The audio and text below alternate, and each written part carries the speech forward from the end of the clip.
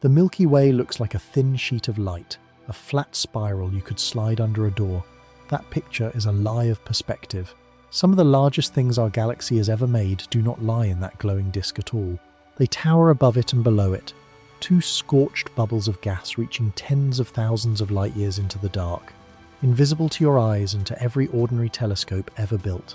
And the bubbles are only the beginning. Wrapped around the disk is a second galaxy of stars, gas, and unseen mass so vast that the bright spiral you know is just its inner spark, the visible tip of something far larger. Where does the Milky Way actually end? The answer should unsettle you. If you're enjoying journeys like this one, a quick tap on like and subscribe really does help this little channel keep making them, and I'd be glad to have you along for the ride. Now, get yourself comfortable, let's begin.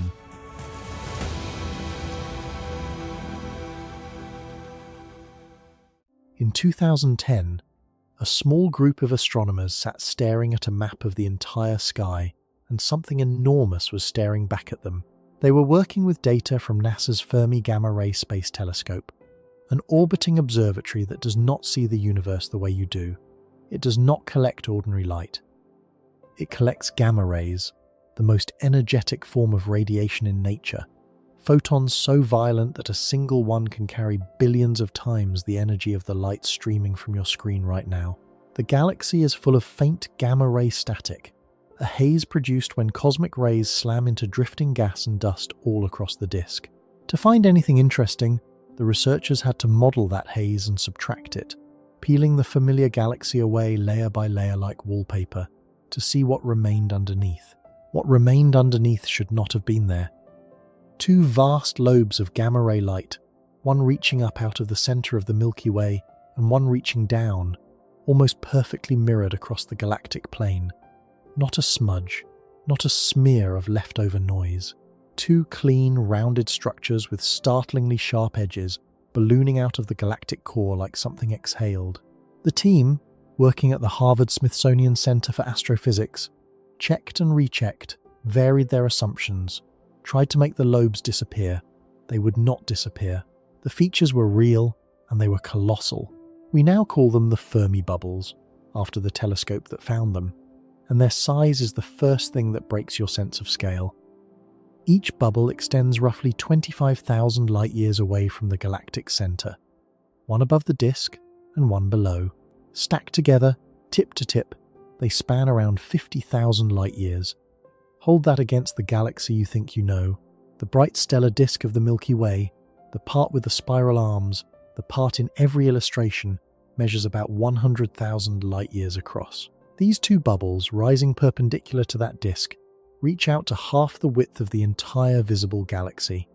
They are not a minor detail. They are one of the largest single structures the Milky Way contains, and until 2010, nobody knew they existed. It is strange that we missed them. We did not overlook some dim object in a distant galaxy. We overlooked a pair of structures the size of half our own galaxy, anchored to its very heart, sitting directly above and below the neighborhood where we live. The reason is simple and humbling. They emit almost nothing in the kind of light your eyes evolved to catch. Point the finest optical telescope ever built at the sky above the galactic center, and you will see stars and dust and darkness between them. You will not see the bubbles. They are written in gamma rays and a little in radio waves and X-rays, frequencies the human eye cannot register, and that most of astronomy's history could not map across the whole sky at once. The bubbles were not hidden by distance or by dust. They were hidden by wavelength. We were simply looking with the wrong eyes. There is a quieter detail in that story, and it deepens the point. The Fermi telescope was not, strictly, the first instrument to sense that something was wrong above the galactic center. Years earlier, an all-sky survey mapping the sky in microwaves had turned up a faint, unexplained smudge of excess glow spread around the heart of the galaxy, a haze of microwave emission that fit none of the known sources and that astronomers simply could not account for. It was set aside as a curiosity, a stubborn residue in the data. Only after the gamma-ray bubbles were found did the haze fall into place. It had been the same structure all along, showing one more edge of itself in one more kind of light we had not thought to connect. The galaxy had been signaling the bubbles for years in microwaves, and we had filed the signal under unsolved. The wrong eyes again, and even the right eyes, until someone knew what they were seeing. Two small words here do a lot of work, and they are easy to misunderstand. Above, below. When astronomers say the bubbles rise above and below the galaxy, they do not mean above and below in any cosmic universal sense. There is no up in space. There is no down. The universe does not come with a ceiling and a floor. What they mean is defined entirely by the shape of the Milky Way itself. Picture the galaxy's bright disk as a flattened plate, a spinning wheel of stars, gas and dust, thin in proportion to its width the way a vinyl record is thin compared to its diameter. That plate defines a flat surface running through the galaxy, and astronomers call it the galactic plane. Above and below simply mean perpendicular to that plate, out through its two faces, away from the crowded midline where most of the stars live. Our own sun sits roughly 26,000 light-years out from the centre, embedded inside that thin disk, riding along in one of the spiral arms. So when we talk about structures above and below the galactic centre, we are talking about things that punch straight out through the flat faces of the disk, in the two directions where the galaxy is thinnest, into the open space over and under the plane. The bubbles tower out through both of those faces at once, one over the disk, one under it, a matched pair straddling the core. And here is the crucial point that the Fermi bubbles forced on us. The disk is not the whole galaxy. The disk is one component of the galaxy. The bright, flat, obvious component, the part that catches starlight and poses for pictures. But the Milky Way clearly does things that the disk alone cannot explain, and it does them in the vast volume above and below the plane that we had quietly assumed was mostly empty. That assumption was the first casualty. The bubbles proved that the space over our galactic heads and under our galactic feet is not a clean, quiet void wrapped around a tidy spiral. It is a place where the galaxy keeps some of its biggest secrets. For a decade, the Fermi bubbles sat in the data as a magnificent puzzle, a pair of gamma-ray apparitions whose full nature stayed maddeningly out of reach. Then, in 2020, the picture got bigger, much bigger. A different telescope was now mapping the whole sky, this time in X-rays. The instrument was called eROSITA, an X-ray telescope flying on a joint Russian and German space observatory, and like Fermi before it, it was built to survey the entire celestial sphere rather than peer at single targets. When the team produced their first all-sky X-ray map and looked at it carefully, they found the same haunting geometry, but on a grander scale. Below the plane of the Milky Way sat an immense, rounded structure of hot gas, sweeping across most of the southern sky.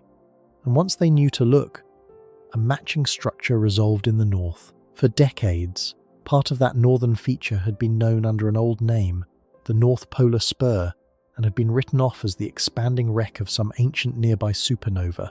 Now, it clicked into a far larger frame. The northern and southern features were not separate oddities. Together, they formed a single, symmetric, hourglass-shaped pair of bubbles emerging from the galactic center, the very same place the Fermi bubbles emerge from.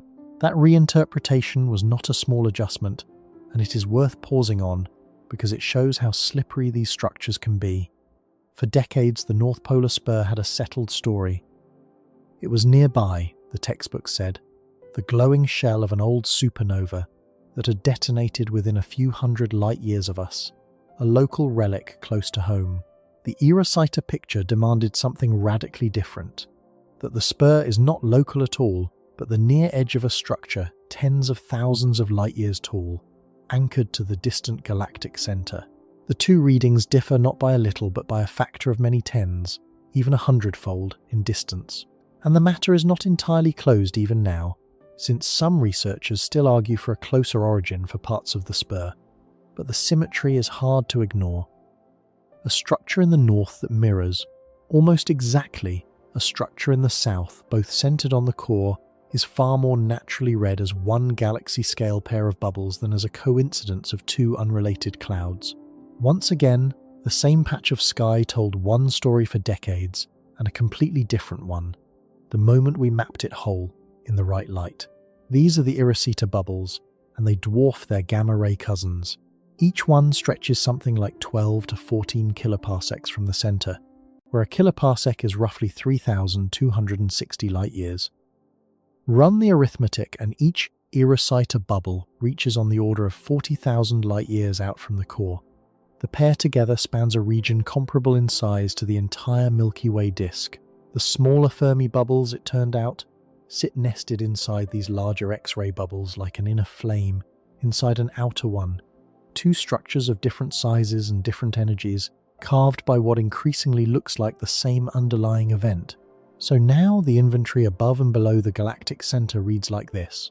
2 gamma-ray bubbles, 50,000 light-years tip to tip. 2 larger X-ray bubbles wrapped around them, comparable to the whole galaxy in scale.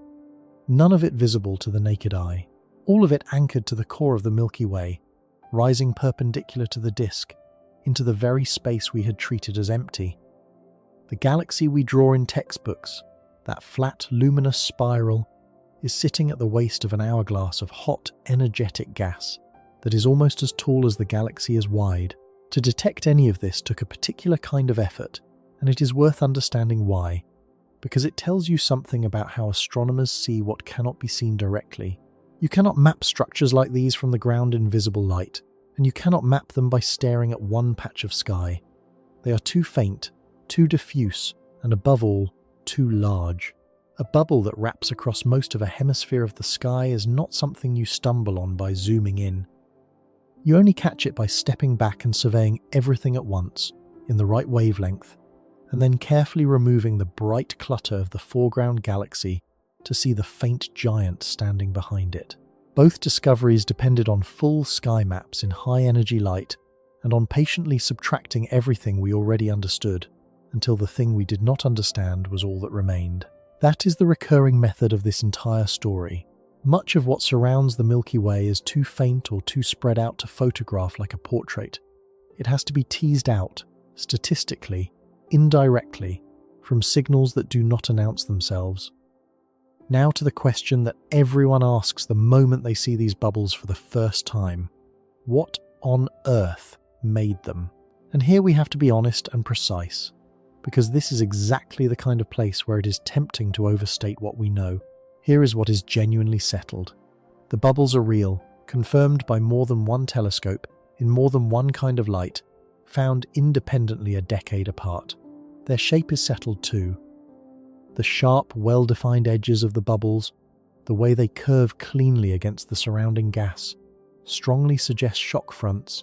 The boundaries you get when something drives a violent pressure wave outward through a thinner medium, the way an explosion pushes a shell of compressed air ahead of itself. The most likely overall explanation, and this much commands broad agreement, is that a tremendous burst of energy was injected from the inner region of the galaxy at some point in the relatively recent past, geologically speaking, and that this energy inflated the bubbles and shoved them out through the faces of the disk into the halo above and below.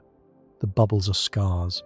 Something happened at the center of the Milky Way, something enormous, and the bubbles are the long-lived wreckage standing over the wound.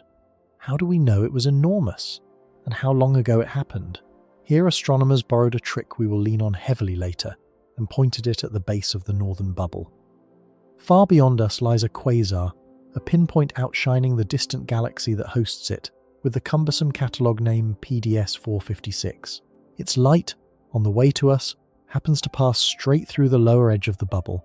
As it passes through, atoms of carbon and silicon caught in the outflowing gas steal their own narrow notches out of that beam, and because the gas is moving, those notches sit shifted in wavelength, stamped with the gas's speed. Reading that shift, astronomers using the Hubble Space Telescope clocked the outflow at something like 900 to 1,000 kilometers per second, very roughly 2 million miles per hour, gas tearing out of the galactic center at a pace that beggars imagination. The same measurements time that eruption to within the last several million years, with estimates ranging from roughly 2.5 million to as much as 9 million years in the past, recent enough that early members of the human lineage were already walking the African plains when the center of our galaxy unleashed it. And the energy involved staggers the arithmetic, on the order of the output of at least 100,000 supernovae, and by some estimates many times more, released in a geological eye blink. That is the scale of the event the bubbles record. not a flicker, a detonation that reshaped the space above and below the galaxy. What is not settled, what remains genuinely under investigation, is precisely what that something was, and the debate comes down to two leading suspects. The first suspect is the supermassive black hole at the center of our galaxy, the 4 million solar mass giant we call Sagittarius A star. Today, that black hole is remarkably quiet, sipping at its surroundings, barely glowing. But black holes are not always quiet. When enough gas falls toward one, it heats, swirls, and can launch ferocious outflows and jets, blasting energy outward along the rotation axis. The idea is that a few million years ago, Sagittarius A star went through such an episode, gorging on infalling gas and erupting, firing twin jets or driving powerful winds straight out through the thin directions of the disk, inflating the bubbles in the process. In this picture, the Fermi and eROSITA bubbles are relic cocoons of a past outburst, the fading exhaust of a black hole that briefly woke up, raged, and went back to sleep. The second suspect is a starburst. The crowded region around the galactic center can, at times, churn out new stars at a furious rate. Massive stars live fast and die in supernova explosions, and a whole cluster of them detonating in a short span can drive a collective superwind, a hot, fast outflow of gas blown up and out of the disk by sheer numbers of dying stars. In this picture, no black hole tantrum is required. The bubbles are the combined breath of a generation of stars that lived and died together in a frenzy at the heart of the galaxy. For years, the contest between these two ideas swung back and forth, and you should know that it has not been fully and finally resolved even now, but the evidence has been tilting. Detailed computer simulations have tried to reproduce the exact shape, size, and energy of the bubbles, and several recent efforts have found that the black hole jet scenario fits the observations remarkably well, reproducing the narrow, biconical structure seen at low latitudes near the center in a way that broad starburst winds struggle to match. A widely discussed study in 2025, led by researchers at the University of Michigan, argued that a jet-driven model from the central black hole reproduces the bubbles convincingly and disfavors the pure starburst explanation. There are other circumstantial hints pointing the same way. One of the Milky Way's satellite galaxies, the large Magellanic Cloud, trails a long streamer of gas that appears to have been ionized, its atoms stripped of electrons, as if it were flashlit by a burst of radiation from the direction of the galactic center a few million years ago, roughly the same era the bubbles seem to date from. That is the kind of flash you would expect from a black hole flaring to life, briefly turning our quiet core into a beacon. But, and this matters, none of that amounts to a closed case. The honest statement, the one the science actually supports, is this: the existence of the bubbles is confirmed. The idea that they were inflated by a massive energy injection from the galactic center is the strongly supported, leading explanation. The specific culprit, an outburst from Sagittarius I star versus a nuclear starburst, is a leading hypothesis tilting toward the black hole, not a settled fact. Anyone who tells you we know for certain exactly what blew these bubbles is reaching past the evidence. Over 100 research papers have been written probing their nature, and the conversation is still very much alive. What is not in dispute is what their mere existence means, and this is the part that quietly rewires your understanding of where you live. The simple picture of the Milky Way, the one most of us carry around, is of a calm, elegant pinwheel, a stately spiral turning slowly in the dark, the same yesterday as today, a peaceful flat island of stars. The bubbles detonate that picture. They are proof that the center of our galaxy is not, and has not always been, calm. They are proof that something at the core released an amount of energy that defies casual description, enough to inflate twin structures, tens of thousands of light years tall, and keep them glowing for millions of years afterward. The Milky Way has a violent history, and the bubbles are the standing evidence of it, towering above and below the disk where almost nobody thought to look. And notice what that does to the boundaries of the galaxy. If you had asked, a generation ago, how tall the Milky Way is, you would have been told about the thickness of the disk, perhaps a couple of thousand light years for the thin layer where most young stars and gas reside, thickening to a few thousand more for the older populations. That was the galaxy's vertical extent, the up and down measure of our flat island. The bubbles blow straight through that answer. They reach tens of thousands of light years out of the plane, perpendicular to the disk, in both directions. Measured by its bubbles, the Milky Way is not a thin plate at all. It is a structure nearly as extended above and below its center as it is across. The familiar disk turns out to be the bright, flat filling at the middle of something far taller and far stranger than the disk alone ever suggested. There is a deeper lesson in how these discoveries happened. Twice now, within a single decade, we pointed a new kind of all-sky telescope at a sky we thought we had thoroughly charted. And twice we found a galaxy-sized structure that had been sitting over our heads the entire time, completely invisible until we looked in the right light. That should make you wonder what else is out there above and below the plane, waiting in wavelengths or in faintness we have not yet fully surveyed. The bubbles are not the exception that proves the disk is everything. They are the first warning that the disk is only the beginning, because the bubbles, for all their scale, are made of energy and hot gas. They are shockwave and plasma, the cooling debris of a single eruption, glowing in light we had to build new eyes to see. They are spectacular, and they are real, and they overturn the disk-only picture all on their own. But they are not the only inhabitants of the space above and below the Milky Way. They share that space with something else entirely, something the bubbles pass right through without disturbing it much at all. They share it with stars. Not the dense ranks of stars in the disk, packed into the spiral arms, all turning together in the same flat plane. Out there, in the vast volume above and below the plate, far from the comfortable midline where the sun rides, there are stars that obey none of those rules. Ancient stars moving on steep, plunging, wildly tilted paths that carry them high over the disk and deep beneath it. Tight, glittering knots of hundreds of thousands of stars orbiting far out of the plane. Whole small galaxies, captured and circling. Long rivers of stars stretched across the sky. The shredded remains of objects the Milky Way has swallowed. The bubbles told us the center of the galaxy is violent. This next population tells us the outskirts are crowded, in a way that the flat disk never hinted at, with stars that were never part of the disk and never will be. The eROSITA and Fermi bubbles answered one question and detonated another. We had asked what could possibly exist in the empty space above and below the galaxy, and the answer came back, enormous and electric, not empty. Two pairs of bubbles the size of the galaxy itself, blown out of a center that was once anything but quiet. But energy and gas are only the first layer of what fills that space. The moment you accept that the disk is not the whole galaxy, that the Milky Way reaches far above and below its own bright plane, a new question opens beneath the first one, and it pulls us outward, away from the violent core, into the enormous, dim, half-seen region that surrounds the entire disk. If the space over our galactic heads can hold structures this large and this hidden, what kind of stars are hiding out there with them? And how did they come to be orbiting so far from the bright wheel we call home? The bubbles pass straight through them and barely leave a mark. That is the first thing to understand about the stars we are turning to now.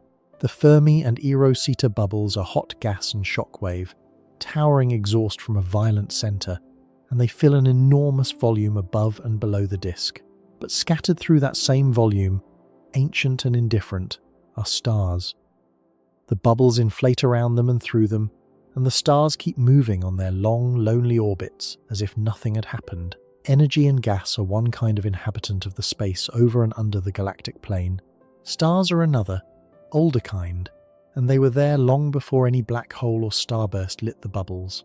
To find them, we have to stop thinking of the Milky Way as a flat wheel of stars and start thinking of it as a wheel sitting inside a vast, faint, three-dimensional cloud. Astronomers call that cloud the stellar halo, and the word halo is doing something specific.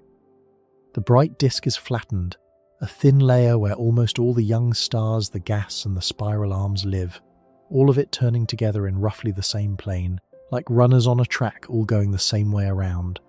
The stellar halo is nothing like that. It is a roughly spherical, very thinly populated swarm of stars that surrounds the entire disk, above it, below it, and all around it, reaching far out into the dark in every direction.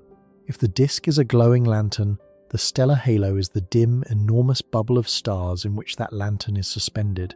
It does not lie in the plane, it engulfs the plane. And its stars do not march in orderly circles, they fall. A halo star does not glide around the galaxy on a tidy flat ring the way the Sun does. It plunges. Its orbit is steep and stretched and tilted at a wild angle to the disk, swinging high above the plane, diving down through it, looping out the far side, then falling back in again. Many of them orbit backward relative to the disk's spin against the grain of the whole rotating galaxy. They are not part of the wheel. They are visitors that pass through the wheel's neighborhood twice an orbit, and spend the rest of their immensely long lives out in the dark above and below it. The stellar halo, taken as a whole, barely rotates at all. It is a slowly churning sphere of stars on plunging, randomly tilted paths, a population that obeys a completely different set of rules from the flat, spinning disk we live in. These stars are also old, profoundly old, where the disk is full of young, bright, recently born suns, rich in the heavy elements that earlier generations forged and scattered. The halo is a museum of the galaxy's earliest days.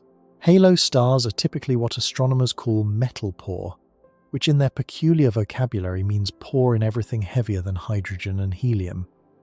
They formed long ago in a young Milky Way that had not yet had time to build up the heavier elements through generations of stellar life and death.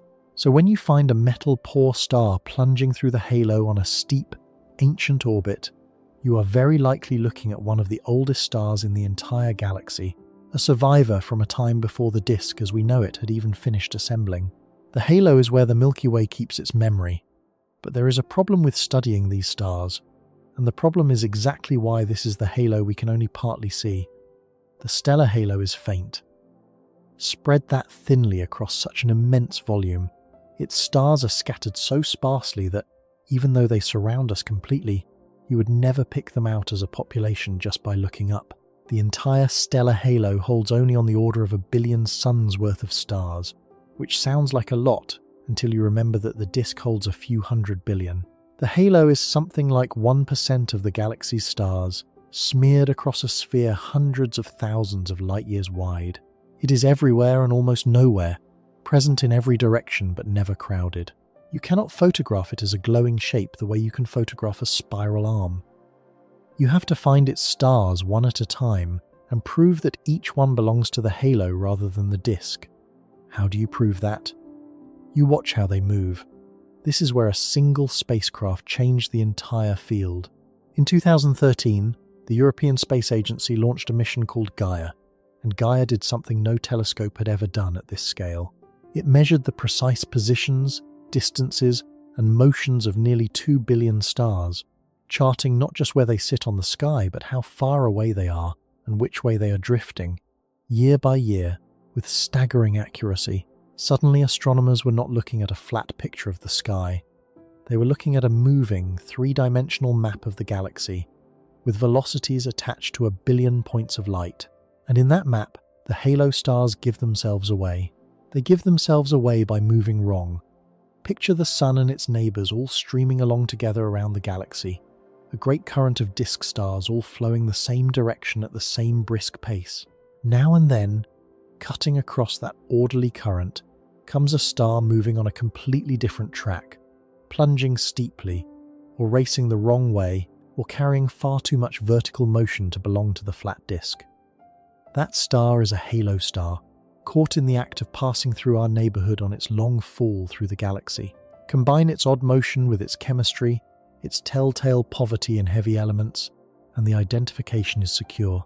This is the craft sometimes called galactic archaeology, reconstructing the deep history of the Milky Way by reading the motions and compositions of its oldest stars, the way an archaeologist reads a buried city from the layers and fragments left behind.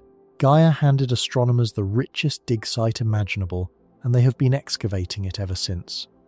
The stellar halo is not the only thing orbiting out there in starlight, though. The space above and below the disk holds objects far more concentrated and far more spectacular than scattered single stars. It holds globular clusters, and once you know they are there, the galaxy starts to look less like a flat disk and more like a disk wrapped in a swarm. A globular cluster is a tight, roughly spherical knot of stars, anywhere from tens of thousands to well over 1 million of them, bound together by their own gravity into a dense, glittering ball. In the heart of one, stars are packed so closely that the night sky on any planet inside would blaze with thousands of brilliant suns, with no real darkness at all. The Milky Way has roughly 150 of these clusters that we know of, and here is the key to why they matter for our story. They are not confined to the disk. The system of globular clusters forms a great spherical halo of its own, scattered all around the galaxy, high above the plane and far below it, orbiting the center on the same kind of plunging, tilted paths as the halo stars. They swarm the galaxy the way bees swarm a hive, out in 3 dimensions, not flattened into a plate. When you map where the globular clusters sit, you are not tracing the disk at all. You are tracing the enormous spherical volume that contains the disk, and like the halo stars, they are ancient. Globular clusters are among the oldest objects in the entire Milky Way, many of them around 12 or 13 billion years old, nearly as old as the universe itself. They are time capsules, sealed bundles of stars that all formed together in the galaxy's infancy and have orbited ever since, barely changed.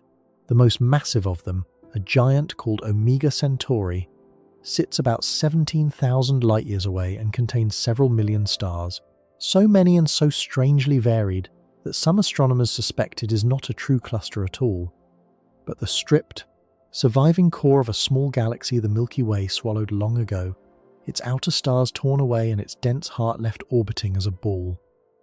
Others, like the brilliant cluster 47 Tucanae, are dense showpieces of the southern sky, ancient and tightly bound. Each one is a relic, hanging in the halo, marking the volume the galaxy truly occupies. Globular clusters also do something useful. They serve as markers in the dark, tracers of the galaxy's gravity. A cluster orbiting far out above the plane moves at a speed dictated by all the mass pulling on it, the mass of everything interior to its orbit.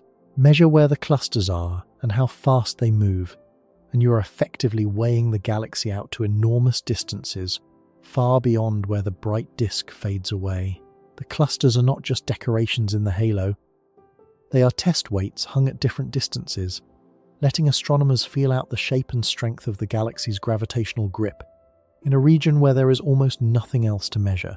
We will see, much later, just how much that grip exceeds what the visible stars can explain. For now, hold on to the clusters as one more proof that the galaxy reaches far above and below its plane, with ancient swarms orbiting in a sphere the disk only hints at.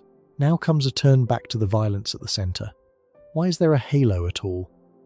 Why does the Milky Way have this enormous sphere of old metal-poor stars and ancient clusters wrapped around its tidy disk, all on plunging, randomly tilted, often backward orbits? Where did they come from? Part of the answer is that some of them were born in place, in the chaotic early Milky Way, before the disk settled into its smooth spin. But a great deal of the answer is more dramatic, and Gaia helped reveal it. Many of the stars in the halo were not born in the Milky Way at all. They were stolen. They came from other galaxies, smaller galaxies, that wandered too close, were captured, torn apart and absorbed, their stars scattered into the halo of the victor. The Milky Way grew, in part, by eating its neighbours, and the stellar halo is partly a graveyard of the galaxies it consumed. The clearest case came to light in 2018, when astronomers sifting through Gaia's enormous map found an entire population of halo stars moving together in a distinctive way, plunging on extremely stretched radial orbits, like a crowd all rushing inward and outward along the same lines. Their numbers, their chemistry, and their shared motion told a single story. Around 8 to 10 billion years ago, a substantial dwarf galaxy collided with the young Milky Way and was devoured. The debris of that ancient meal still orbits today, woven through the inner halo, an enormous population of stars from a galaxy that no longer exists. It has been given a name, Gaia Enceladus, and it appears to have contributed a large fraction of the inner stellar halo all by itself. When you look at the halo, you are not only looking at the Milky Way's own oldest stars, you are looking at the scattered remains of at least one whole galaxy that the Milky Way swallowed before the Sun was even born, and very likely several others besides, with names like Kraken and Sequoia attached to the fainter fingerprints of still older meals. That ancient meal has a shape, and the shape is part of how we know it happened. When astronomers plotted the motions of the Gaia Enceladus stars, the debris did not spread out evenly. It piled up into a long, narrow form, stretched out in one direction and pinched in the others, because the stars are all travelling on extremely radial orbits, plunging almost straight in toward the galactic centre and back out again, like divers going off a board rather than swimmers circling a pool. In the maps of stellar motion, this elongated cloud looks unmistakably like a sausage, and so the merger has picked up a second, almost comic nickname, the Gaia sausage. It is one of the more important sausages in modern astronomy. Its stars, on their steep plunging paths, make up a large fraction of the inner stellar halo, and tracing them has let astronomers reconstruct the size and timing of a collision that happened before the Earth existed. The collision did more than donate stars to the halo, it left a mark on the disk itself. When a galaxy as substantial as Gaia Enceladus falls in, it does not arrive quietly. Its gravity stirs and heats whatever disk the young Milky Way had already built, puffing those older stars up out of the thin plane onto thicker, more agitated orbits. Astronomers think this is a large part of the origin of what they call the thick disk, an older, more swollen layer of stars sandwiching the thin disk we live in, stars that were jostled upward long ago and never fully settled back down. There is even a population, sometimes called the splash, of stars that appear to have been born in the early Milky Way and then flung onto wild halo-like orbits by the violence of that merger, native stars splashed out of the disk by the impact. The halo above and below the plane, in other words, is not only built from stolen stars, it is partly built from our own stars, thrown there by the very collisions that did the stealing. And Gaia Enceladus was not the only galaxy the Milky Way has eaten, only the best preserved. Buried deeper, older and more thoroughly digested, are the traces of earlier meals, identified now as distinct populations by combining the chemistry of stars with the shapes of their orbits, the way you might sort the contents of a buried midden by the style and material of each broken fragment. There is a population sometimes called Kraken or Heracles, thought to be the remains of one of the earliest and most massive galaxies the Milky Way ever absorbed, lying deep in the inner regions, so old and so blended in that it took painstaking work to recognize it at all. There is Sequoia, a population orbiting backward against the spin of the galaxy, the fingerprint of a dwarf that came in on a retrograde path. There are the Helmi streams, named for the astronomer who found them, another shredded companion woven through the halo. Each name is a galaxy that no longer exists, dismantled and folded into ours, recognizable now only as a coherent group of stars, sharing a chemistry and emotion that set them apart from the locals. This is why astronomers now draw a careful line between two kinds of halo star, and the distinction matters for the honesty of the picture. Some halo stars were born in the Milky Way itself, in its chaotic youth or splashed out of its early disk, the homegrown stars. Others were born in other galaxies entirely and brought here by conquest, the accreted stars, immigrants. Telling them apart, star by star, from chemistry and orbit, is one of the central projects of galactic archaeology, and it is slowly turning the stellar halo from a vague glow into a readable history. The sphere of old stars above and below the disk is not a random scattering. It is a layered record of everything the Milky Way has consumed, with the oldest meals deepest and the most recent, like the still dissolving Sagittarius dwarf, draped across the top. This reframes everything we began with. The bubbles told us the center of the galaxy has a violent history. The halo tells us the outskirts do too, but a different kind of violence. The slow, gravitational violence of one galaxy tearing another to pieces and absorbing it over hundreds of millions of years. The serene flat spiral is a survivor and a predator, and the proof of both is hanging right there above and below the disk, in the orbits of stars that were born somewhere else. If the halo is partly built from devoured galaxies, are any still out there orbiting the Milky Way not yet eaten? They are. The space above and below the disk is not only home to scattered halo stars and ancient clusters, it contains whole galaxies in their own right, smaller companions bound to the Milky Way and circling it, the satellite galaxies. The two most famous hang in the skies of the southern hemisphere, visible to the naked eye on a dark night as two soft, glowing patches that look like detached pieces of the Milky Way itself. These are the large and small Magellanic clouds, and they are not features of the disk at all. They are separate dwarf galaxies orbiting the Milky Way well outside the plane.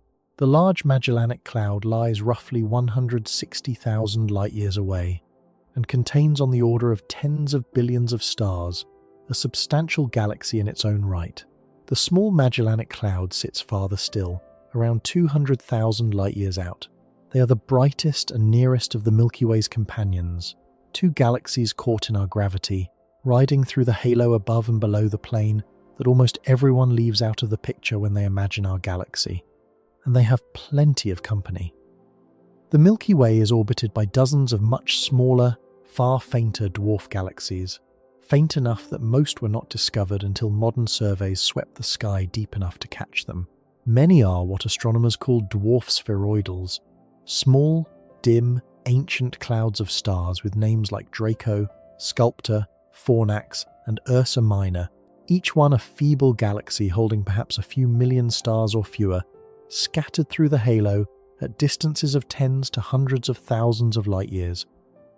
In recent years, the surveys have turned up even fainter members, the ultra-faint dwarf galaxies, so dim that they contain only a handful of recognizable stars and were detected only as subtle statistical clumps in the data. Each discovery extends the crowd of objects known to orbit the Milky Way out in the dark above and below the disk. The galaxy is not a lone island. It is the center of a small swarm of attendant galaxies, a system within a system. For a long time, these companions were imagined as a permanent royal court, dwarf galaxies that had circled the Milky Way for billions of years. Recent measurements have complicated that comfortable picture, especially for the brightest companions of all. Precise tracking of the Magellanic Cloud's motion suggests they may be moving too fast to be long-settled satellites, and could instead be relative newcomers, falling in toward the Milky Way for the first time rather than having orbited it since the dawn of the galaxy. If that is right, the two soft glows in the southern sky are not ancient retainers but recent arrivals, caught in the act of being captured. And the large Magellanic Cloud turns out to be heavier than it looks, massive enough to carry its own little entourage of even smaller dwarf galaxies dragged along on its infall. Several of the faint dwarfs we count as satellites of the Milky Way may in truth be satellites of the large Magellanic Cloud, a small system of galaxies tumbling into a larger one, halos within halos within halos. The crowd above and below the disk is not a fixed, eternal arrangement. It is a moving, shifting, still arriving population, and we happen to be watching one particularly dramatic arrival unfold. Some of those companions are not merely orbiting, they are dying. The most vivid example sits on the far side of the galactic center from us, a dwarf galaxy discovered in 1994 and known as the Sagittarius dwarf. It strayed too close, and the Milky Way's gravity is pulling it apart right now, in real geological time, stretching its stars out into long trailing arcs. We did not just deduce that the galaxy eats its neighbours from ancient debris like Gaia and Enceladus. We caught the galaxy in the middle of a meal, with the Sagittarius dwarf strung out across the sky, slowly coming undone. And the way it is coming undone leads us to the last and in some ways most beautiful inhabitant of the halo we can partly see. When a dwarf galaxy or a globular cluster is torn apart by the Milky Way's tides, its stars do not simply scatter at random. They get drawn out into a long, thin ribbon, a coherent trail of stars, all following nearly the same orbit, strung along the path the doomed object was travelling. These are stellar streams, and they are among the most striking structures in the entire halo. The shredded Sagittarius dwarf has produced the grandest of them, the Sagittarius stream, a vast arc of torn-away stars that wraps more than once around the whole Milky Way, looping high above the plane and far below it, a band of stellar wreckage encircling the galaxy like a contrail left by something that fell apart as it flew. To see it mapped against the galaxy is to see a single act of destruction frozen in slow motion, the dwarf galaxy unspooling across the sky over hundreds of millions of years. There are many such streams now, dozens of them, traced across the halo by Gaia and other surveys, each one the unwound remains of a cluster or a small galaxy, and the thinnest, cleanest of them turn out to be far more than pretty fossils. They are precision instruments. Consider a narrow, cold stream like the one known as GD1, a delicate thread of stars in the outer halo, the stretched-out corpse of a disrupted globular cluster.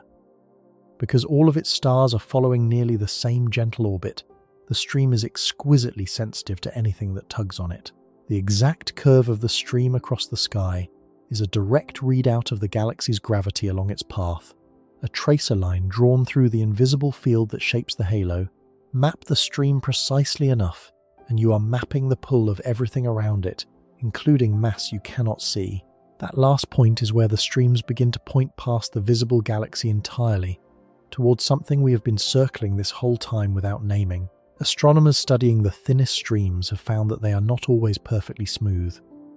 Some show gaps, kinks, ragged stretches where stars appear to have been disturbed, as if something massive and invisible had passed nearby and yanked at the ribbon in passing. One leading explanation is that these scars were left by dense, dark clumps of matter, lumps of the unseen stuff that may riddle the halo, betraying their presence only by the gravitational dents they leave in a stream of stars. The streams, in other words, are starting to feel the influence of mass that gives off no light at all. They are made of stars, and so we can see them, but they are being shaped by something we cannot. Step back now and take in the full population of the halo we can partly see. A vast spherical swarm of old, metal-poor stars on plunging, tilted orbits, the museum of the galaxy's oldest suns. Roughly 150 ancient globular clusters orbiting in a sphere, time capsules and test weights. Dozens of satellite galaxies, from the bright Magellanic clouds down to the ghostliest ultra-faint dwarfs circling out in the dark. And threaded through all of it, the streams, the unwound remains of the galaxies and clusters the Milky Way has destroyed, some of them whispering of unseen mass. Every one of these things lies outside the thin, bright disk. Every one of them inhabits the enormous volume above and below the plane that the textbook picture leaves blank. The Milky Way, seen this way, is not a flat spiral surrounded by emptiness. It is a flat spiral suspended at the center of a great, faint, three-dimensional system of stars, clusters, and captured galaxies, most of which you would never know was there. And yet, for all its size, all of this shares one quality. It shines. Faintly, sparsely, spread impossibly thin, but it shines. We can see these stars and clusters and dwarf galaxies because they emit starlight, and starlight is the one signal astronomy has always known how to read. That is precisely why this is the halo we can partly see, but here is the unsettling turn that carries us onward. All of this glowing material, the entire stellar halo, every globular cluster, every satellite galaxy, every stream, is still only a sliver of what fills the space around the Milky Way. The stars are the minority, surrounding the disk, dwarfing the stellar halo, filling the volume between the clusters and the streams and the satellites, is an ocean of material that gives off almost no starlight at all, that no amount of careful counting of stars will ever reveal, because it is not made of stars. It is gas, vast and hot and nearly invisible, and there is far more of it than there is of everything we have just catalogued. To find it, astronomers had to abandon starlight altogether and learn an entirely different way of seeing, one that detects matter not by the light it gives off, but by the light it blocks and the faint glow of its own heat. The halo we can partly see is about to give way to the halo we can barely see at all. Everything we have found so far shines. The plunging halo stars shine, the ancient globular clusters shine, the Magellanic clouds and the faint dwarf galaxies shine. Even the shredded streams shine, faintly, star by star. We could map all of it, because starlight is the one signal astronomy has always known how to read. But now, we have to do something harder. We have to go looking for the material that surrounds the Milky Way and gives off almost no starlight at all because it is not made of stars. It is made of gas, and there is far more of it than there is of every star, cluster, and satellite from the previous chapter combined. This is the halo we can barely see, and to find it we have to stop looking for light that things emit and start looking for the light they block, the light they faintly glow with from sheer heat, and the radio whisper of cold atoms drifting in the dark. Start with the largest and strangest piece of it, a structure so diffuse and so faint that it took some of the most sensitive instruments ever built to confirm it is there at all. Wrapped around the entire Milky Way, far above and below the disk, reaching out to enormous distances, is an immense envelope of gas. Astronomers call it the circumgalactic medium, which simply means the medium around the galaxy, the gaseous halo that fills the volume between the bright disk and the edge of the galaxy's gravitational domain. It is not a thin skin. It is a vast, roughly spherical atmosphere of gas surrounding the whole galaxy, and a great deal of it is staggeringly hot. Much of this gas sits at temperatures of around 1,000,000 degrees, and in places several million, hot enough that the atoms within it have been stripped of most of their electrons, turned into a thin, ionized plasma, glowing softly in X-rays. Hold those two facts together, because their combination is what makes this gas so hard to find and so important. It is hot, around 1,000,000 degrees, which sounds like it should be blindingly obvious. And yet it is also extraordinarily thin, spread so sparsely across such a colossal volume that in any given place there is almost nothing there at all, a few particles drifting through spaces that would count as a near-perfect vacuum by any earthly standard. So the circumgalactic medium is simultaneously scorching and tenuous, a 1,000,000-degree mist, so diffuse that it produces only the faintest glow, far too faint to notice unless you survey the whole sky in X-rays and patiently model away everything brighter in front of it. It does not announce itself. It hides in plain sight, all around us, by being both too hot to shine in ordinary light and too thin to shine in much of anything. Why does it matter that this faint mist is there? Because of how much of it there is and what it is made of. The circumgalactic medium is not a minor garnish around the galaxy. By mass, this hot gaseous halo may rival, and by some estimates exceed, all the stars in the disk put together. It is one of the galaxy's major components, hiding in a form we almost cannot see, and it helps resolve a genuine puzzle that troubled astronomers for years, a puzzle worth pausing on because it explains why the hunt for this gas mattered so much. When you tally up all the ordinary matter inside the Milky Way, the kind of matter that makes stars and planets and gas clouds and people, the kind built from the familiar particles, and you compare that tally to how much ordinary matter the galaxy ought to contain based on the cosmic recipe, the books do not balance.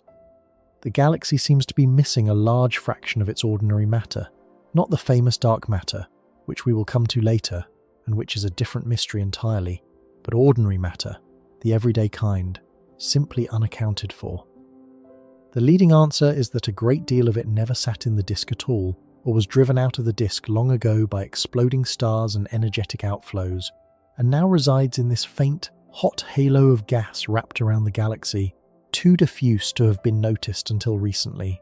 The circumgalactic medium is where a sizable share of the galaxy's missing ordinary matter has been hiding the whole time, suspended above and below the plane in a glow almost too dim to register.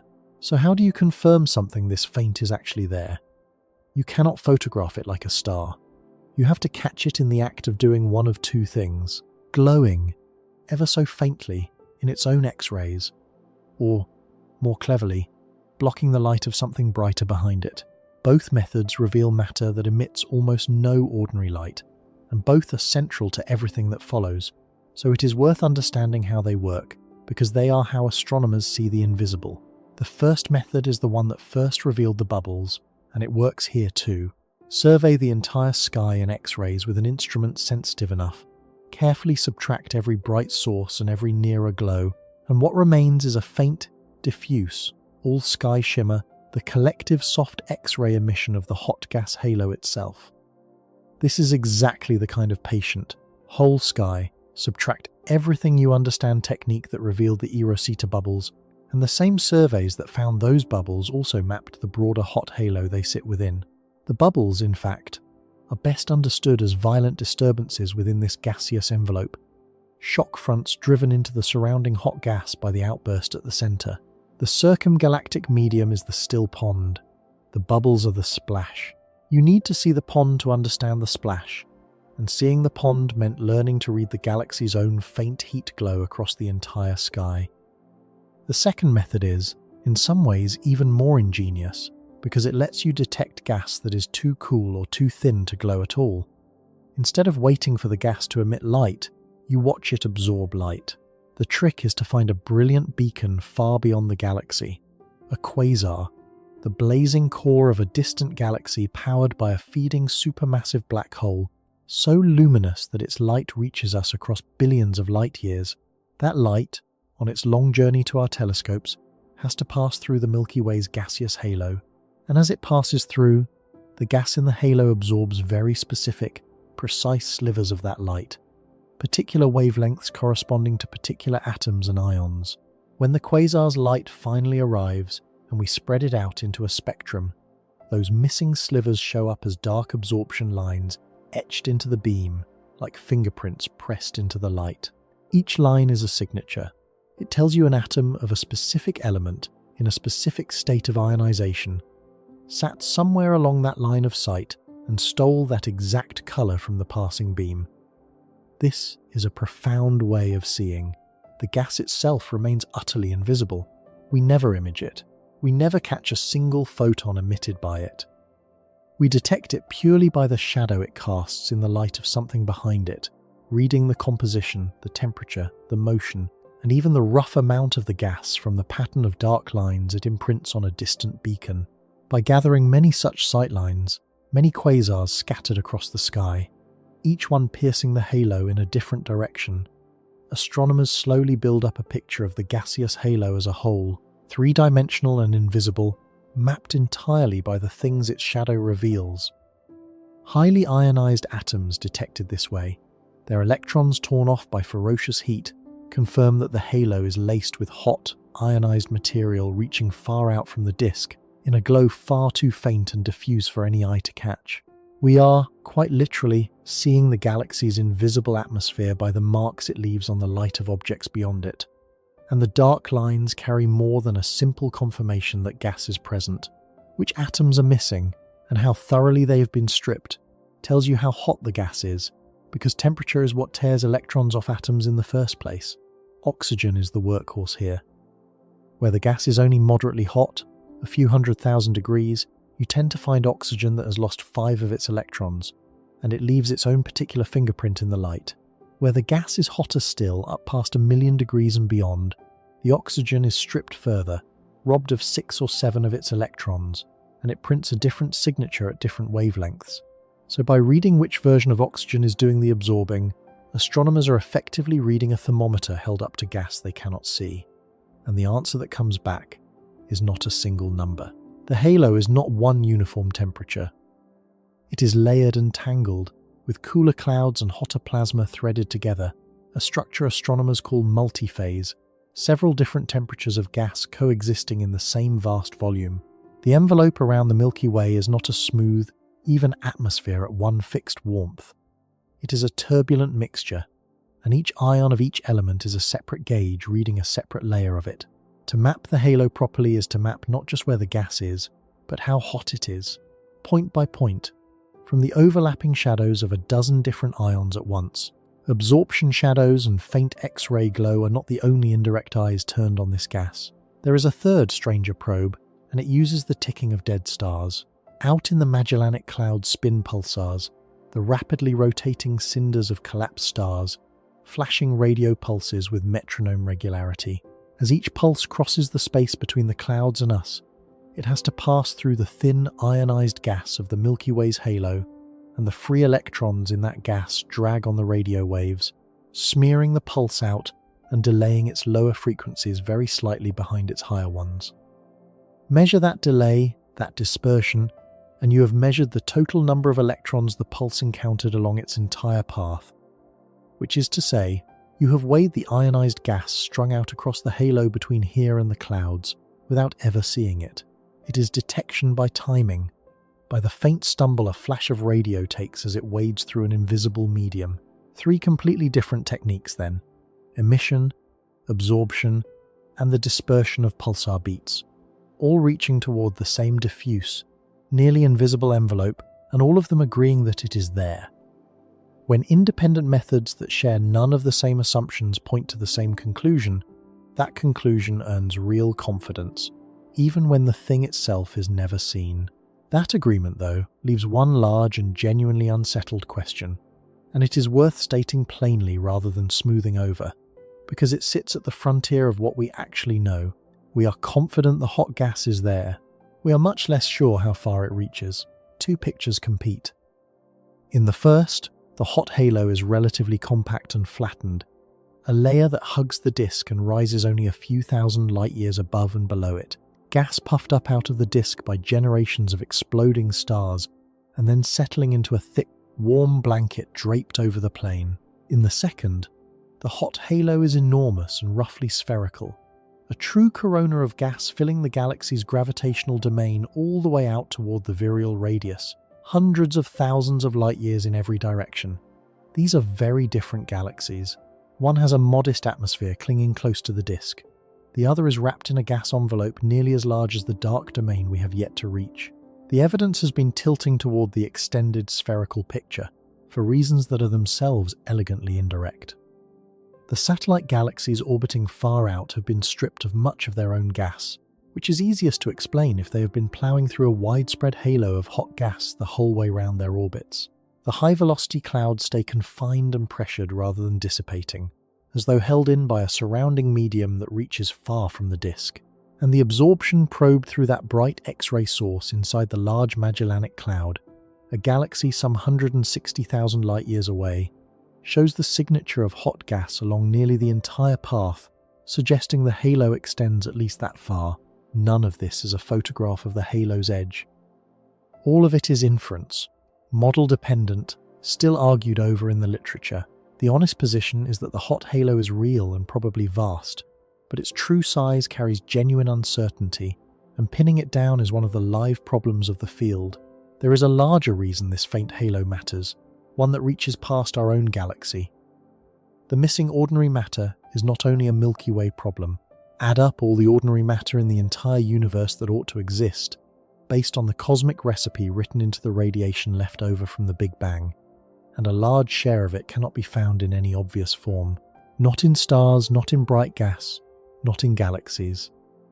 A great deal of the universe's normal matter has long appeared to be simply missing, and one of the leading answers is that it hides in exactly this kind of place, in vast, hot, tenuous halos of gas wrapped around galaxies, and in the even thinner filaments of warm gas that stretch between them, strung along the great cosmic web of structure. The Milky Way's gaseous halo is our nearest, best-studied example of that hiding place. When we map the hot envelope around our own galaxy, we are not just weighing our own missing matter.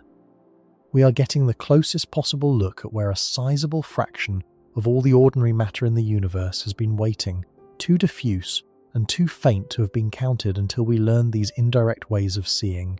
The halo above and below the disk is a local sample of a cosmic problem. These two techniques, the faint X-ray glow and the absorption shadow, are the eyes we use from here on, because everything else in the gaseous halo is found the same way, by emission too faint to ignore once you survey the whole sky, or by absorption against something brighter behind. The halo we can barely see is not seen so much as inferred, reconstructed from indirect signals, pieced together from shadows and faint heat. And once you accept that, the gaseous halo turns out to be far from uniform. It is not a smooth, still atmosphere. It is weather. It moves, it falls, it streams, and some of its features are dramatic enough to have been known for decades before we understood what they were. Consider the clouds, drifting through the gaseous halo, above and below the disk, are great cloud-like concentrations of gas that do not move with the calm rotation of the disk below them. They are called high-velocity clouds, and the name captures exactly what makes them strange. They are travelling at the wrong speed, often falling toward the disk far faster than the orderly rotation of the galaxy would allow, as if raining down onto the plane from out of the halo. For a long time their origin was genuinely puzzling, and parts of it remain debated, which is worth stating plainly rather than papering over. Some of these clouds appear to be fresh gas falling inward, possibly material the galaxy is acquiring from its surroundings or from the cosmic web of gas that threads between galaxies, raw fuel sinking toward the disk, where it can one day form new stars. Others may be gas that was thrown up out of the disk by exploding stars and is now falling back, part of a great slow circulation, a fountain in which gas is lifted high above the plane, cools and rains down again. The high-velocity clouds are signs that the gaseous halo is not a sealed static atmosphere. It is exchanging material with the disk, feeding it and being fed by it, a living envelope rather than a dead one. And we detect these clouds, again, not by ordinary starlight but by the radio emission of their cold hydrogen and by the absorption shadows they cast, the same indirect eyes at work. But the single most spectacular feature of the gaseous halo, the one that ties back to those orbiting satellite galaxies, is a colossal ribbon of gas arcing across the sky, and it has a name as evocative as its appearance: the Magellanic Stream. Recall the Magellanic Clouds, the two bright dwarf galaxies orbiting the Milky Way out beyond the disk, visible to the naked eye from the southern hemisphere. They are not gliding through the halo untouched. As they orbit, the Milky Way's gravity, and very likely their interactions with each other and with the surrounding hot gas, has been pulling gas out of them, stripping streamers of hydrogen away from the two clouds and stretching that gas across the sky into an enormous trailing arc. That arc is the Magellanic Stream, and its scale is hard to overstate. It is a vast band of gas spanning a huge swath of the sky, reaching across well over 100 degrees, an enormous fraction of the entire celestial sphere, trailing behind the Magellanic Clouds along their orbital path. In physical terms, it stretches across hundreds of thousands of light years, a river of gas torn from two galaxies and draped through the halo of a third. The Magellanic Stream is, in a sense, the gaseous twin of the stellar streams we traced earlier. There, we saw the Milky Way tearing stars out of doomed dwarf galaxies and stretching them into ribbons. Here, we see the same tidal forces tearing gas out of orbiting companions and stretching it into a ribbon of its own. The difference is what the ribbon is made of, and therefore how we find it. We cannot see the Magellanic Stream as a band of stars, because it is not stars. It is cold and warm hydrogen gas, and it was discovered and mapped largely through radio astronomy, by detecting the faint, specific radio signal that neutral hydrogen atoms emit, a particular wavelength that lets radio telescopes trace cold hydrogen across the sky, even where it gives off no visible light whatsoever. Once again, the halo we can barely see reveals itself through a signal the human eye could never catch. In this case, a radio whisper from the most common atom in the universe. And the more closely radio astronomers have mapped that whisper, the more complicated and revealing the Magellanic system has turned out to be. The Great Trailing Stream is only one piece of it. Reaching out ahead of the Magellanic Clouds, in the opposite direction along their path, is a second tangle of gas called the Leading Arm, gas that runs in front of the clouds rather than trailing behind them. And bridging the gap between the two clouds themselves is yet another band of gas, the Magellanic Bridge, a hydrogen tie connecting the large and small clouds where their long interaction has pulled material out into the space between them. The whole region is laced with stripped gas, a record of two small galaxies being slowly taken apart by forces far larger than themselves. That leading arm, the gas running ahead, is the puzzle, and it sharpens a real debate about how the stream was made. There are two ways to strip gas from a galaxy moving through a halo. One is ram pressure. As the clouds plough through the thin hot gas of the Milky Way's halo, that gas pushes back against their own gas like a headwind, blowing it backward into a trailing tail. But ram pressure can only make a tail behind. It cannot, by itself, fling gas out ahead of the clouds. The other way is tidal force. The Milky Way's gravity pulls harder on the near side of a cloud than the far side, stretching it, and a tidal stretch reaches in both directions at once, drawing gas out behind and ahead.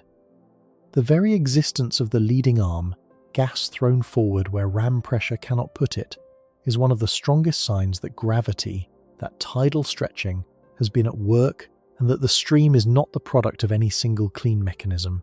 It is most likely the combined result of tides from the Milky Way, ram pressure from the halo gas, and the two clouds wrenching at each other, a knot of competing forces astronomers are still trying to untangle.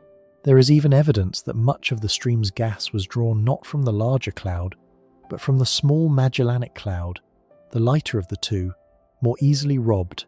The ribbon across the sky is not a simple tale.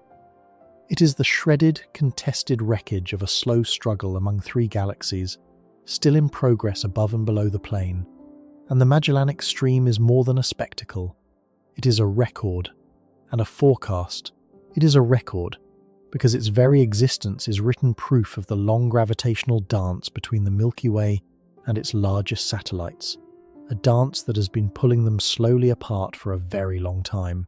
The stream is the trail of that interaction, frozen across the sky, a fossil of an ongoing collision in extreme slow motion. And it is a forecast because all that gas draped through the halo represents an immense reservoir of raw material. Much of it may, over billions of years, eventually rain down onto the Milky Way's disk, delivering fresh fuel for future generations of stars. The galaxy is, in effect, slowly harvesting the gas of its companions, and the Magellanic Stream is the harvest in transit, suspended in the halo above and below the plane, neither fully part of the clouds it came from, nor yet part of the disk it may one day feed. There is a connection worth drawing back to where we began. These threads are one story seen in different lights. Recall that one of the hints pointing toward a past outburst from the galaxy's central black hole was a long trailing streamer of gas from the large Magellanic Cloud that appears to have been ionized, its atoms stripped, as if flash lit by a burst of radiation from the galactic center a few million years ago. That ionized gas is part of this same Magellanic system, draped through the same halo, and the fact that it bears what looks like the imprint of a central flare ties the gaseous halo directly to the violent history written in the bubbles. The Magellanic Stream does not just hang inertly in the dark. It has been touched, lit, and shaped by the galaxy it orbits, and reading those marks helps us reconstruct what the center of the Milky Way did long ago. The gaseous halo, the bubbles, and the satellites are all the same drama, lit from different angles. Now let us gather the inhabitants of the halo we can barely see, the way we gathered the stars earlier, because the contrast is the whole point. There is the circumgalactic medium, the vast million-degree envelope of thin gas wrapping the entire galaxy out to enormous distances, holding a share of ordinary matter that may rival all the stars, detected by its faint X-ray glow and by the absorption shadows it casts on distant quasars. There are the high-velocity clouds, great cloud-like concentrations of gas falling through the halo, raining onto the disk and being thrown back up, the weather of a living atmosphere found by radio emission and absorption. And there is the Magellanic Stream, the immense ribbon of hydrogen torn from the orbiting clouds and draped across the sky, traced by the radio whisper of cold hydrogen, a record of past interaction and a reservoir of future stars. None of it shines in ordinary light. All of it is detected indirectly, by emission too faint to see without all sky surveys, or by the shadows it casts on brighter things behind it. This is the crucial difference from everything before. Earlier, we could point a telescope and with effort see the halo's stars directly. Here we cannot. Here the material is mostly inferred. It is essential to be honest about what that means, because it is easy to slide into the impression that we have photographed an invisible atmosphere, which we have not. What we have is strongly supported inference, built from real, repeatable signals. The hot gaseous halo is detected, its faint X-ray emission mapped across the sky, and its absorption lines measured in the spectra of many distant quasars, and the conclusion that a vast, hot, diffuse envelope surrounds the galaxy is robust. But its exact extent, its precise mass, the details of its temperature, and how it varies from place to place, these carry real uncertainty, because we are reconstructing a nearly invisible structure from indirect clues. The shape of the high-velocity clouds and the origins of individual ones remain partly debated. The total amount of gas in the Magellanic Stream and exactly how much will ever reach the disk depend on models we are still refining. We should hold all of this the way good science holds it, as a strongly supported picture with genuine open questions inside it, not as a finished photograph. But the strongly supported part is more than enough to transform what the Milky Way is. Because step back and look at the running total. The bright disk, the part everyone pictures, sits at the center. Around it, in 3 dimensions, the stellar halo of old plunging stars, the swarm of ancient globular clusters, the dozens of satellite galaxies, the streams of stellar wreckage. And around and through all of that, dwarfing it in sheer volume and rivaling it in mass, the gaseous halo, the million-degree envelope, the falling clouds, the great gas stream torn from the satellites. Each layer we add reaches farther from the plane and is fainter than the last. Each one was invisible until we built the right eyes to find it, and each one pushes the meaningful extent of the galaxy farther out, above and below the disk, into the dark that was once assumed to be empty. The space over our galactic heads and under our galactic feet, the space that the textbook diagram leaves blank, turns out to be the busiest and most massive region of the entire galaxy. There is more ordinary matter in that faint gaseous halo than there is in all the stars of the disk. The Milky Way is not a flat disk of stars surrounded by clean emptiness, with maybe a sprinkling of outliers. It is a flat disk of stars embedded inside an enormous, mostly invisible atmosphere of hot gas, itself threaded with falling clouds and torn streams, all of it wrapped around the disk and reaching far out into the halo, detectable only by emission too faint to see directly, and by the shadows it casts on the light of distant beacons. And yet here is the final turn, almost vertiginous after all this counting.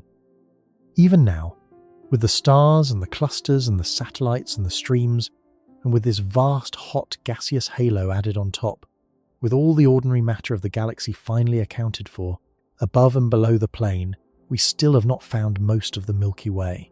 Not by mass, not even close, because everything we have found so far, every star, every cluster, every satellite galaxy, every wisp of hot gas in the circumgalactic medium, every cloud and every stream, is made of ordinary matter.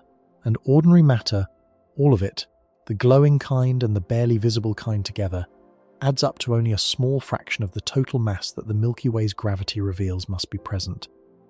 The streams of stars in the halo bend more sharply than the visible mass can explain. The globular clusters and satellite galaxies orbit faster, at greater distances, than the gravity of all the stars and gas should allow. Something else is out there, something that gives off no light at all, not even the faint shadow casting, absorption signalling, X-ray glowing presence of the hot gas, something that we have never detected by any light, of any wavelength, emitted or absorbed or blocked. Something we know is there only because of how it pulls. The halo we can barely see is, it turns out, still the halo we can see. There is one more halo beyond it, larger than all the rest combined, holding most of the galaxy's mass, and it is utterly invisible. To find it, astronomers had to give up on light entirely, every form of it, and weigh the galaxy by its gravity alone. And when they did, the Milky Way grew larger than anything we had seen so far, until the bright disk we started with looked like a single spark at the heart of something vast, dark, and almost impossible to picture. That is where we go last. We have now accounted for all the light and all the matter that casts a shadow, and we have still not found most of the galaxy.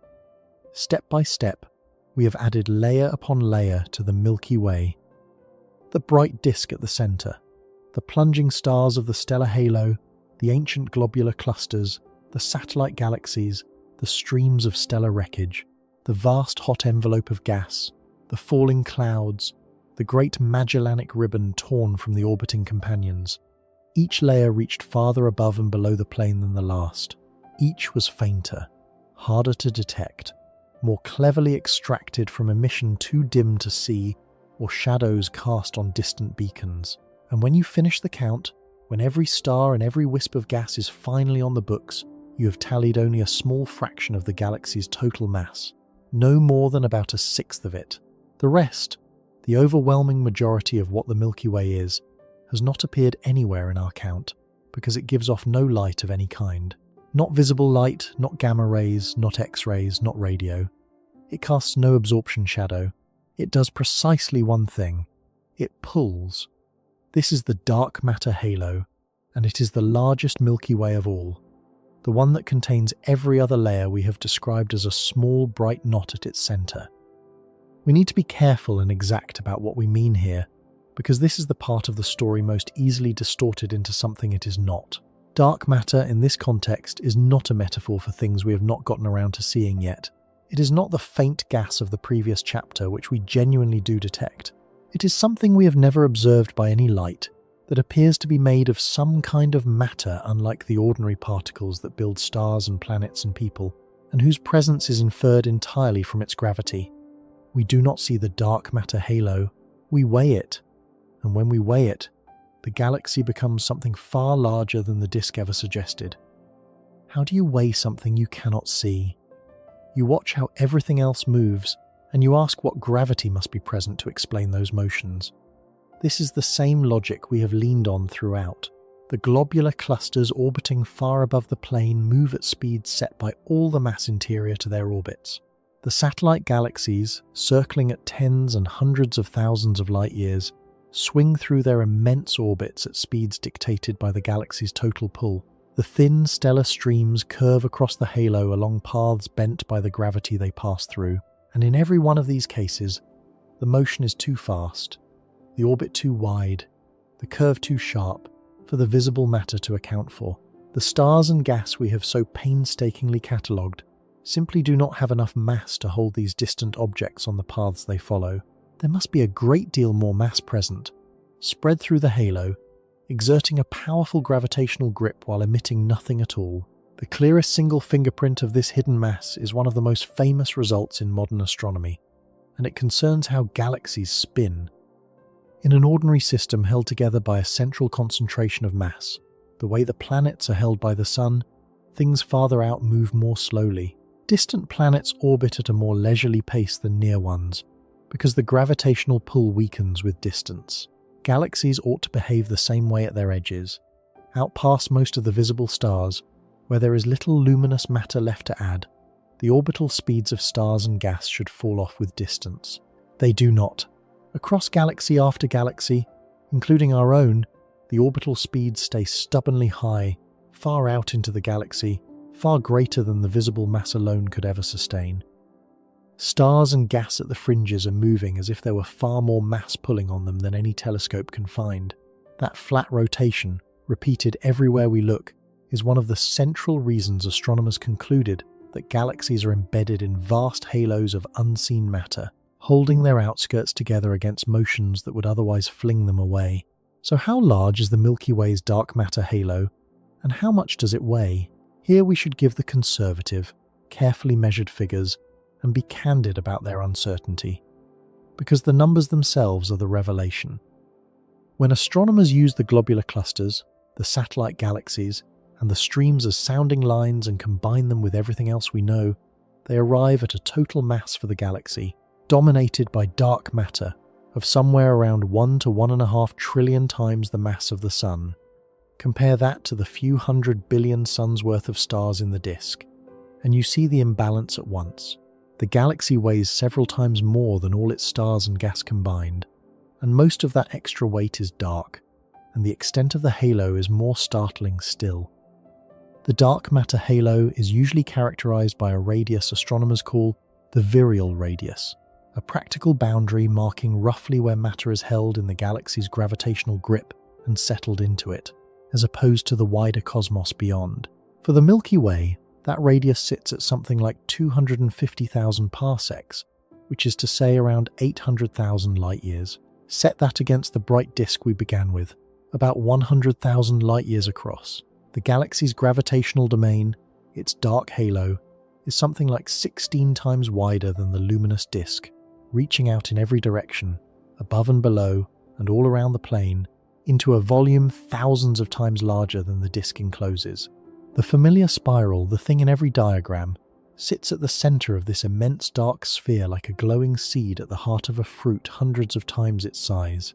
There is a vivid way to feel that contrast, and it threads back through the whole journey. Picture shrinking the entire bright disk, all 100,000 light-years of it, down to the size of a coin on a table. On that same scale, the dark matter halo would be a sphere wider than a dinner plate, with the coin lying small and bright at its very center. Almost everything in that sphere is dark. The stars, the clusters, the satellites, the streams, the hot gas. All of it crowds near the bright coin and fades into the great dark volume that surrounds it. When you look up at the band of the Milky Way crossing the night sky, you are seeing the edge-on glow of the coin. You are not seeing the sphere. The sphere has been there the whole time, invisible, holding everything, and we know it is there only because, without it, nothing we have traced would move the way it does. It is worth stating plainly what dark matter is and is not, because the honesty of this story depends on it. We do not know what dark matter is made of. The leading idea, supported by a great deal of evidence across cosmology, is that it consists of some kind of particle that interacts with ordinary matter through gravity, but barely or not at all through the forces that produce light, which is why it neither shines nor blocks light, nor casts an absorption shadow. Experiments deep underground and at great accelerators have been hunting for such particles for decades without a confirmed direct detection, so the existence of a large amount of unseen mass is strongly supported, inferred independently from galaxy rotation, from the motions of satellites and streams, from the behavior of galaxy clusters, and from the structure of the early universe. But the identity of that mass remains genuinely unknown, an open frontier rather than a settled fact. We are far more certain that the dark matter halo is there than we are about what it is. That distinction is not a weakness in the story. It is the honest shape of the knowledge, and it is more interesting than any false certainty would be. Now the dark halo forces us to confront a question we have been circling from the very beginning, the question we opened with and then deferred. Where does the Milky Way actually end? And the truthful answer is that it does not have a single edge, because the different components we have described stop at different places, and even the largest of them fades rather than stops. Think about how many candidate edges we have collected. There is the edge of the bright disk, where the spiral arms thin out and the visible stars peter away around 100,000 light-years across. That is the edge in the textbook, and it is a real boundary of one component, the luminous disk. But the stellar halo of plunging old stars reaches well beyond it, and the globular clusters and satellite galaxies orbit much farther out still, so the edge of the stars is far larger than the edge of the disk.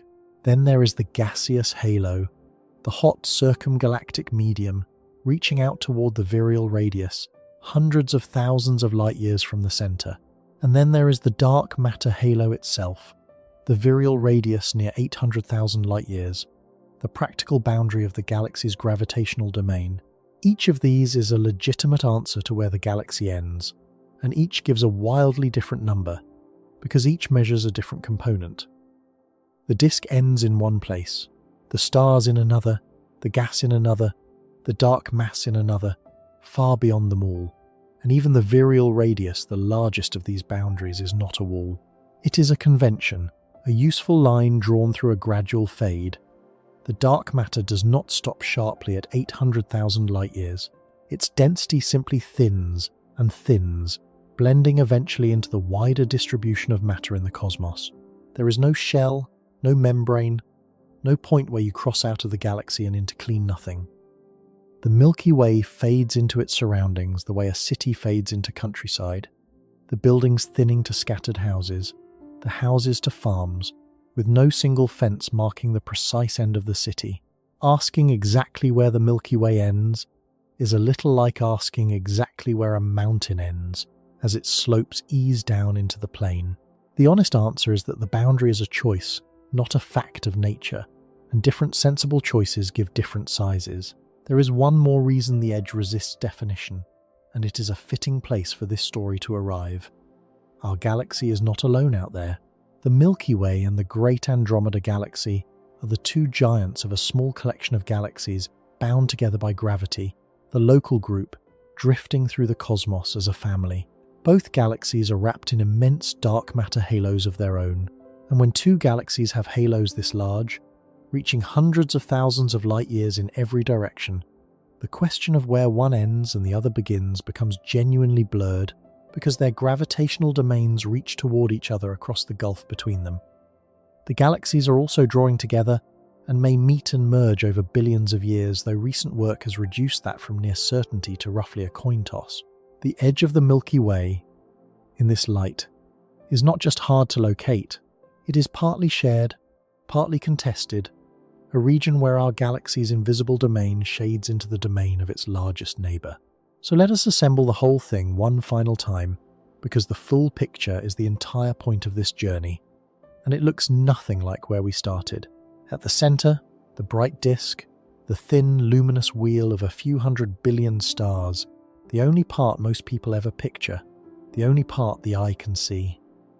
Above and below its center, the Fermi and eROSITA bubbles, twin scars of a violent past outburst, towering tens of thousands of light years out of the plane, in high-energy light no eye can catch, wrapped around the disk in 3 dimensions, the stellar halo of ancient plunging stars, the swarm of old globular clusters, the dozens of orbiting satellite galaxies, the long streams of stars torn from the galaxies the Milky Way has devoured, filling the volume between and beyond them, the vast, hot, gaseous halo, holding more ordinary matter than all the disk's stars, laced with falling clouds and draped with the great Magellanic ribbon, detectable only by faint glow and cast shadow, and containing all of it, dwarfing all of it, the dark matter halo, several times more massive than everything else combined, reaching 16 times wider than the disk, known only by its pull. That is the Milky Way, not a flat island in clean emptiness, a bright disk embedded in the inner heart of a vast, layered, mostly invisible and partly violent system that extends enormously above, below, and around the shape human eyes recognize as the galaxy. Which brings us, at the last, to the realization this whole journey has been building toward, and it is worth holding on to, because it changes the meaning of the word galaxy itself. Imagine you could leave. Imagine rising straight up out of the disk, perpendicular to the plane, away from the spiral arms and the crowded midline where the sun rides, out through the bright face of the wheel into the dark above it. Cross the thickness of the disk, a few thousand light years, and the visible galaxy falls away beneath you, the band of light flattening into a distant glowing plate. You would feel, surely, that you had left the Milky Way. The stars are behind you. The light is behind you. Ahead lies darkness, and you would be wrong. You would have left the disk. You would not have left the galaxy. Not remotely, because you would still be deep inside it. All around you, sparse but present, the plunging stars of the stellar halo on their ancient tilted orbits. Out there, the globular clusters, glittering knots hanging in the dark. Farther, the satellite galaxies, circling, threading past you, the streams of stars and the great ribbons of gas. And everywhere, in every direction, the hot, thin gas of the circumgalactic medium, and woven invisibly through all of it, the dark matter, holding you and everything near you in the galaxy's gravitational grip. You could travel outward for hundreds of thousands of light years, far past the last visible star, far past the bright disk now lost to distance behind you, and you would still be inside the Milky Way, still within its halo, still falling through its dark domain. To truly leave the galaxy, you would have to cross a distance many times the width of the disk you started in, out through layer after invisible layer, until at last the dark matter thinned away and you blended into the wider cosmos with no clear moment of crossing. This is the thing the bright band in the night sky never tells you. The Milky Way you can see is the visible inner trace of something vastly larger than itself. The glow overhead is not the galaxy.